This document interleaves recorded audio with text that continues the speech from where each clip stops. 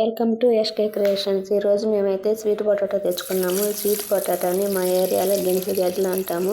వీటిల్లో కొన్ని వాటర్ పోసేసి బాగా 5 నిమిషాలు బాగా నాననివ్వాలి. నానిన తర్వాత ఈ మట్టి అంతా రుద్దేసి బాగా క్లీన్ చేసుకోవాలి.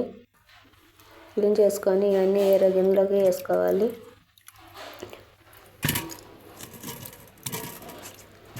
ఇలా వేసుకున్న తర్వాత ఇందులోకి వచ్చేసి ఒక గ్లాస్ వాటర్ పోసుకొని మనం పొయ్యి మీద పెట్టి ఉడికించుకోవాలి.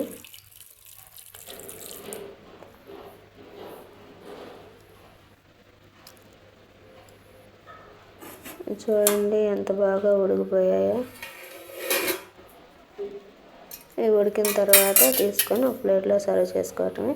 స్వీట్ పొటాటోలో విటమిన్ డి అనేది ఉంటుంది.